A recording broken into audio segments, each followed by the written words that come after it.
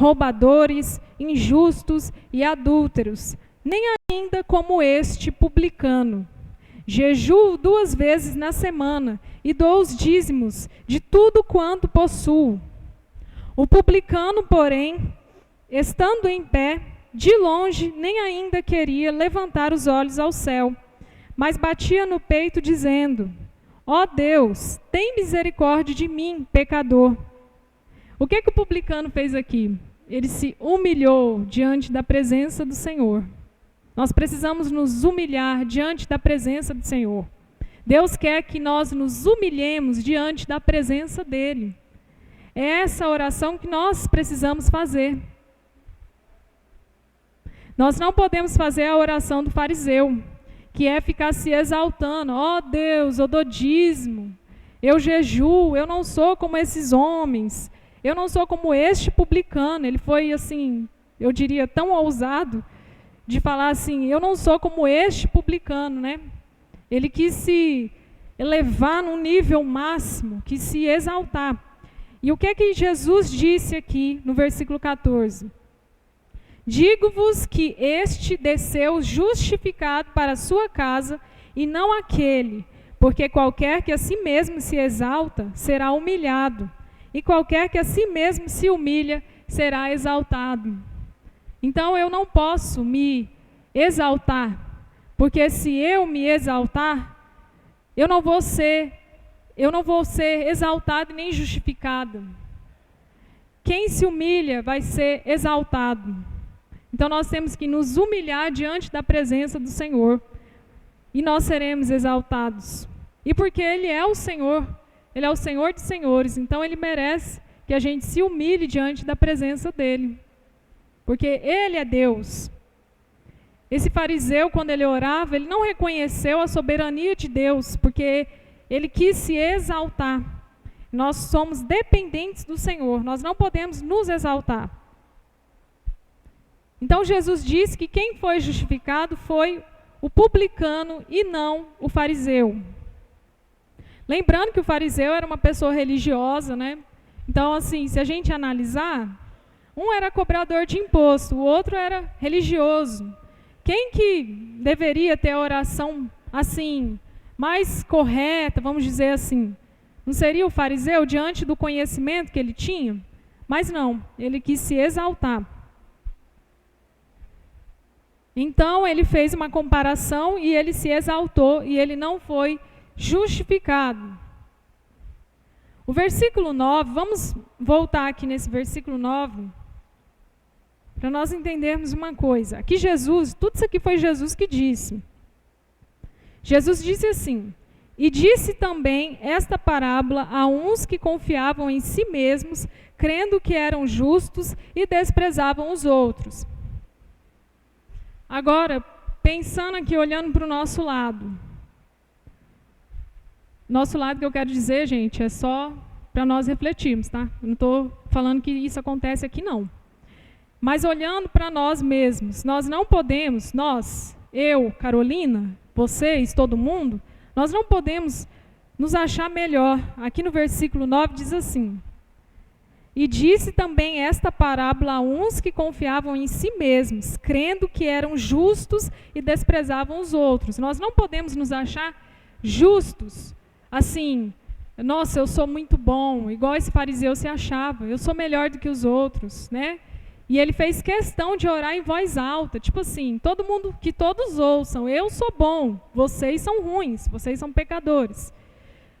No nosso dia a dia, nós não podemos, olhando para o outro lado, nós também não podemos condenar uma pessoa que não faz oração em voz alta. Por exemplo, né? Às vezes você é quietinho, você não tem essa, vamos dizer assim, essa liberdade de você orar em público. Mas você é uma pessoa que busca Deus. Você é uma pessoa que busca Deus no secreto, né? Você vai no seu quarto, você ora pelos outros, você jejua, mas porque você não ora diante de todo mundo, você não é cristã? Não é assim. Nós não podemos dizer assim, eu sou mais espiritual que a Camila, porque a Camila não ora em voz alta. Mas se a Camila busca a Deus mais do que eu, e eu estou julgando ela errado, E se ela ora, se ela tem uma vida de oração e eu não tenho? Às vezes eu só oro no momento, né, que está todo mundo. O importante é nós termos uma vida de oração todos os dias com Deus, né? É importante orar em voz alta? Claro que é. Mas também é importante fazer o que Jesus fez. Ele se retirava para orar. É mais importante você estar com uma vida de oração, mesmo que você seja muito tímido e não consiga abrir a boca diante de muitas pessoas para orar, do que você só orar às vezes e não ter essa vida de oração. Então é muito importante, né? Então nós não podemos dizer assim, eu sou melhor que fulano porque eu oro, ou porque eu tenho muito conhecimento da Bíblia, por exemplo. Porque eu tenho 30 anos que eu sou cristã, então eu tenho mais conhecimento de que quem chegou agora. Não podemos fazer isso com ninguém. Então, não adianta apenas orar em público e não ter uma vida de oração no secreto. Ou seja, dentro do seu quarto, não precisa ser só dentro do seu quarto. Pode ser dentro, não sei, se você trabalha, você tira 1 minuto, você não tem muito tempo, você tira 1 minuto, vai no banheiro, ora.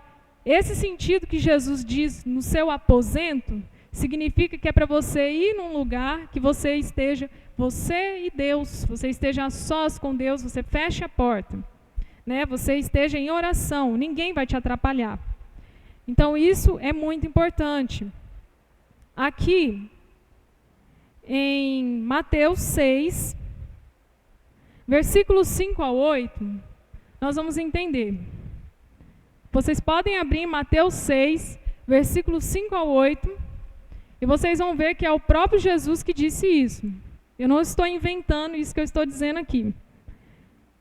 Então, se você não entendeu o que eu quis dizer, nós vamos entender aqui. Porque eu gosto de trazer referência, tudo na Bíblia. Então, se você não entendeu, você vai entender. O que é que Jesus quis dizer aqui? Aqui no versículo 5 diz: e quando orares, não sejas como os hipócritas, pois se comprazem em orar em pé nas sinagogas e às esquinas das ruas, para serem vistos pelos homens. Em verdade vos digo que já receberam o seu galardão. Um exemplo é esse fariseu, né? Que ele orava em voz alta, mas ele quis se exaltar. Agora olha o versículo 6. Mas tu, quando orares, entra no teu aposento e, fechando a tua porta, ora a teu pai que está em secreto. E teu pai que vem em secreto te recompensará publicamente. Então aqui está a importância de você orar no secreto. Você orar, você e Deus. Foi o próprio Jesus que disse isso. Então nós temos que obedecer. E orando, não useis de vãs repetições, como os gentios, que pensam que por muito falares serão ouvidos. Não vos assemelheis, pois, a eles, porque vosso Pai sabe o que vos é necessário, antes de vós lhe o pedirdes. Então, às vezes, a gente, porventura, alguma vez, a gente fala assim, começa a repetir muito a oração, né? E aqui Jesus disse que, e orando, não useis de vãs repetições, como gentios, que pensam que por muito falares serão ouvidos. Né? Às vezes a gente pensa que a oração nossa tem que ser muito grande, e a gente tem que falar e falar o que a gente já falou, porque senão Deus não ouve, não é assim. Deus, ele ouve até o nosso pensamento.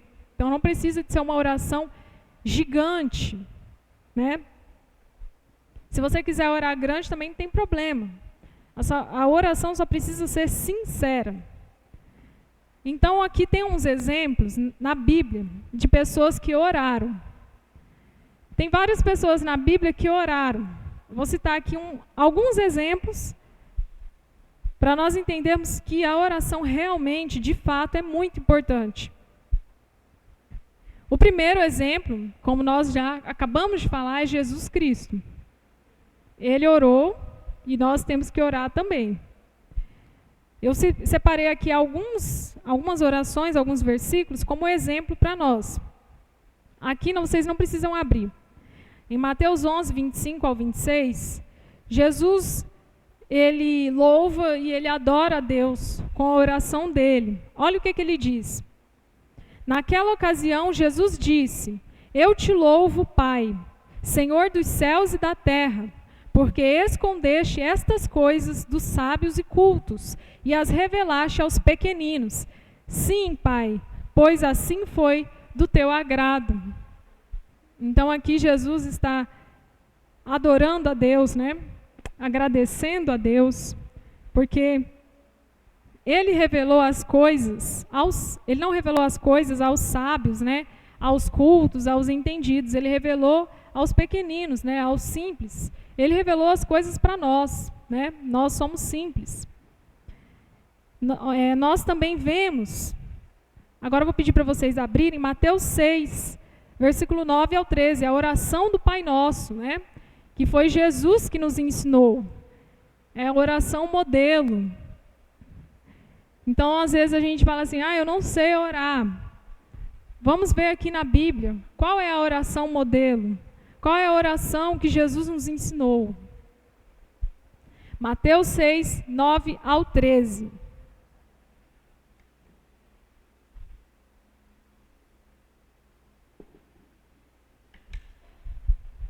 Diz assim: portanto, vós orareis assim: Pai nosso que estás nos céus, santificado seja o teu nome. Venha o teu reino. Seja feita a tua vontade, assim na terra como no céu. O pão nosso de cada dia nos dá hoje. E perdoa-nos as nossas dívidas, assim como nós perdoamos aos nossos devedores. E não nos conduzas à tentação, mas livra-nos do mal, porque teu é o reino e o poder e a glória para sempre. Amém. Então essa oração é uma oração completa. Jesus, a primeira coisa que Jesus fez aqui não foi pedir. A primeira coisa que Jesus fez aqui nessa oração foi exaltar a Deus, né? Pai nosso que estás no céu, santificado seja o teu nome, né? Ele não começou a oração assim, Senhor, eu preciso disso, e tem que ser agora. Ele começou, Pai nosso que estás no céu, nos céus, santificado seja o teu nome. Depois ele diz, venha o teu reino, seja feita a tua vontade, assim na terra como no céu. Então Jesus, ele valoriza muito que a vontade de Deus seja feita.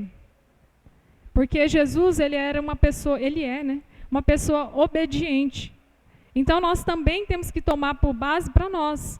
Nós precisamos também querer que a vontade de Deus seja feita. Às vezes é difícil a gente querer que a vontade de Deus, só a vontade de Deus seja feita. A gente quer que a nossa vontade seja feita. Mas às vezes o que a gente quer vai nos levar à ruína, vai nos levar a caminhos de morte, né? Para nós parece ser bom, mas Deus sabe o que é bom para nós. E não nos conduzas à tentação. Versículo 11. O pão nosso de cada dia nos dá hoje. Versículo 12. E perdoa-nos as nossas dívidas, assim como nós perdoamos aos nossos devedores. Aqui ele começou a pedir. Perdoa as nossas dívidas, assim como nós perdoamos aos nossos devedores. E não nos conduzas à tentação, mas livra-nos do mal, porque teu é o reino e o poder e a glória para sempre. Amém. Ele também pede nesse versículo para Deus livrar-nos do mal, né? Ele também pede isso para ele não nos conduzir à tentação. Mas assim como ele começou a oração engrandecendo ao Senhor, ele terminou também adorando ao Senhor, exaltando. Teu é o reino e o poder e a glória para sempre. Amém. Então nós precisamos também adorar o Senhor também nas nossas orações. Não apenas pedir. Jesus também orou no Getsêmani, né? Antes da crucificação. Acho que todos nós conhecemos, né? Esse período que Jesus passou de muita dificuldade. E esses versículos estão em Lucas também. Lucas 22, versículo 41 ao 44. Se vocês puderem abrir em Lucas 22, versículo 41 ao 44. Jesus também passou aflição. Assim como nós, ele também passou. Ele sabe o que é aflição. Quem melhor do que ele para saber o que é uma aflição, né? Lucas 22, 41 ao 44.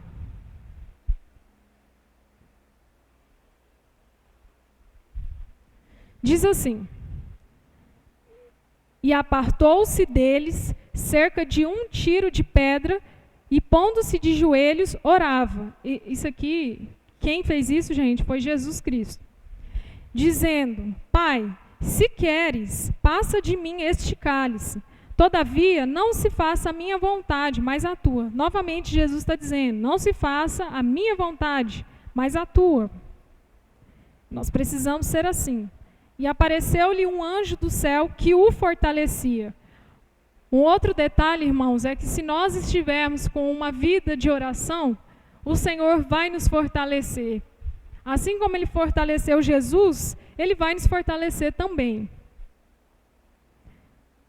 E posto em agonia, orava mais intensamente, e o seu suor tornou-se como grandes gotas de sangue, que corriam até o chão. Então, olha só como que Jesus estava aflito, né? Era o momento antes dele ser pego, né? Ser preso, antes da crucificação, né? Então ele estava aflito, mas ele não deixou de fazer a obra dele. Ele não deixou de fazer a obra do Senhor que foi proposta a ele. Ele obedeceu. E o que é que ele diz para os discípulos dele? Vigiem e orem, para que não caiam em tentação. O espírito está pronto, mas a carne é fraca. Isso daí está em Mateus 26, versículo 41. Na cruz, ele também orou. Eu vou citar um exemplo, porque ele orou mais de uma vez na cruz. Não precisam abrir. Em Lucas 23, versículo 34, Jesus disse assim: Jesus disse: Pai, perdoa-lhes, pois não sabem o que estão fazendo. Então eles dividiram as roupas dele, tirando sortes. Então veja como, há vários momentos da vida de Jesus, ele tirou para orar.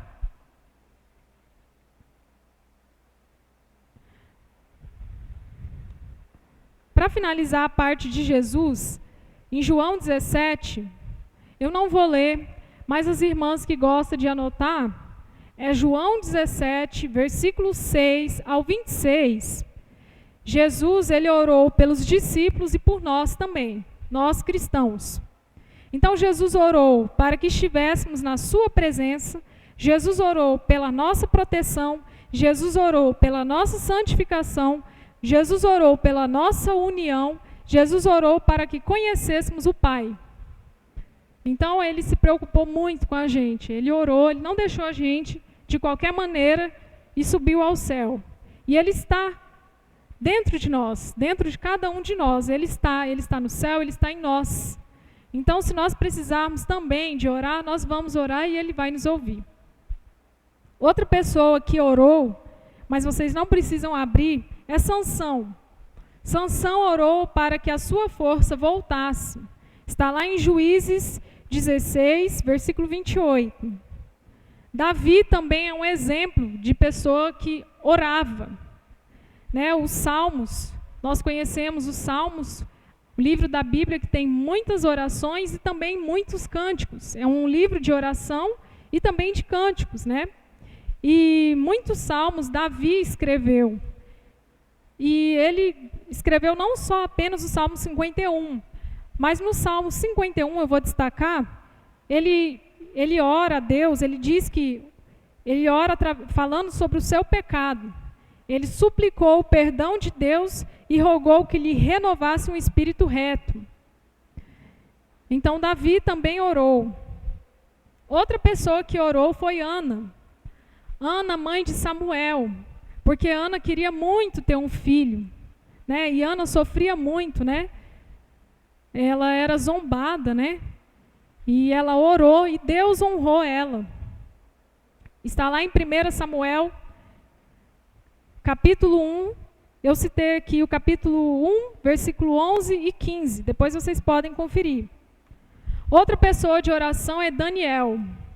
porque Daniel orava 3 vezes por dia. Você pode conferir também, Daniel 6:10. Daniel orava 3 vezes por dia. E ele era fiel. Por isso que Deus ajudou Daniel. Daniel era firme. Ele foi jogado na cova dos leões, mas Deus ajudou Daniel. Ele não morreu. Porque Daniel era uma pessoa reta, ele seguia ao Senhor. Então a oração também tem benefícios não apenas para a nossa vida espiritual, ela também tem benefícios para a nossa saúde. De acordo com a neuroteologia, né? Isso aqui que eu estou dizendo, eu pesquisei, não estou falando coisa da minha cabeça, mas eu pesquisei, é de acordo com o que um médico disse. Ele diz que a neuroteologia, que é uma ciência que se dedica a estudar esses assuntos espirituais, ela diz que a oração traz benefícios para o nosso cérebro. Então a oração, de acordo com eles, aumenta a nossa resistência à dor e ao ambiente, aumenta a reconstrução cerebral, que ela aumenta a capacidade de regenerar neurônios, ela melhora a concentração e a atenção, ela aumenta a felicidade, ela descansa mais que o sono, ela melhora a autoestima, ela melhora a sua capacidade de tomar decisões. E se a gente analisar, não é mentira isso, né? Isso que esse médico fala.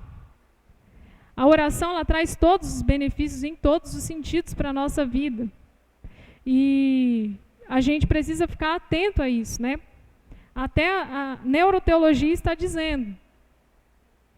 Então, de um lado espiritual, a oração ela ajuda você a desenvolver um relacionamento com Deus.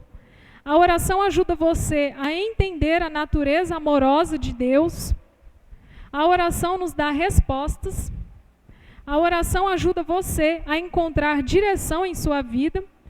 A neuroteologia diz que a oração nos ajuda a tomar decisões. Então aqui também diz que a oração nos dá respostas, né? Tanto para a nossa vida espiritual como natural. A oração ajuda você a encontrar direção em sua vida. A oração lhe dá forças para evitar a tentação. A oração alinha a sua vontade com a vontade de Deus. A oração e o jejum frequentes podem ajudá-lo a aceitar a vontade de Deus. A oração pode realizar milagres, né? A oração de um justo pode muito em seus efeitos. E Deus pode realizar milagres através da oração. A oração pode ajudar você a se tornar mais semelhante a Jesus Cristo. Esse é o mais importante. A oração convida o Espírito Santo a estar presente em nossas vidas. Então, o que é que nós podemos concluir com esse estudo? A oração é muito importante para cada um de nós. Não existe oração perfeita. Existe a oração, Deus gosta da oração sincera.